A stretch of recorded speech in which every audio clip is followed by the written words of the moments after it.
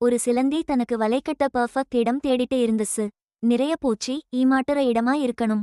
அப்போதான் ஈஸியா சந்தோஷமா வாழலாம்னு நினைச்சுது. தேடிட்டே இருந்துச்சு. சீக்கிரமே ஒரு வீட்டு மூலை பிடிச்சு போச்சு. வலை கட்ட தயாராச்சு. அப்போ ஒரு பூனை வந்துச்சு. சிலந்திய பார்த்து விழுந்து விழுந்து சிரிச்சுது. ஏன் சிரிக்கிற ன்னு சிலந்தி கேட்டுச்சு. பூனை சொல்லுச்சு, உன் முட்டாள்தனத்தை பார்த்து சிரிக்கிறேன். இந்த வீடு ரொம்ப சுத்தம். இங்க பூச்சி வராது. உன் வலையில யாரும் மாட்ட மாட்டாங்க. சிலந்தி யோசிச்சுது. சரிதான் ன்னு அந்த இடத்த விட்டுடுச்சு. அப்புறம் வாசல் ஜன்னல் பார்த்து அங்க வலை கட்ட ஆரம்பிச்சுது. பாதி கட்டுனதும் ஒரு பறவை வந்து சிரிச்சுது. இங்க ஏன் கட்டுற? காத்து பலமா அடிக்கும். உன் வலை பறந்து போடும். சிலந்தி மறுபடி சரிதான் ன்னு விட்டுடுச்சு. அப்புறம் ஒரு பழைய அலமாரி கதவு திறந்து இருந்துச்சு. உள்ள போய் வலை கட்டுனா ஒரு கரப்பான் பூச்சி வந்து சொல்லுச்சு, இங்க கட்டாத. இந்த அலமாரிய 2 நாள்ல வித்துடுவாங்க. உன் உழைப்பு வேஸ்ட். சிலந்தி மறுபடி விட்டுடுச்சு. நாள் முழுக்க ஆயிடுச்சு. பசி, தாகம், களைப்பு. வலை கட்ட எனர்ஜி இல்ல.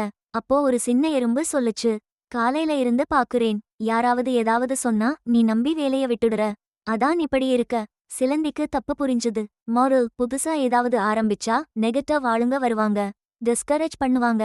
அவங்கள கேட்டா பாதிலேயே நிப்போம். நேரம் போடும், வருத்தம்தான் மிஞ்சும். உன்னை நம்பு, உழை. எல்லார் கருத்தும் உனக்கு சரியில்ல.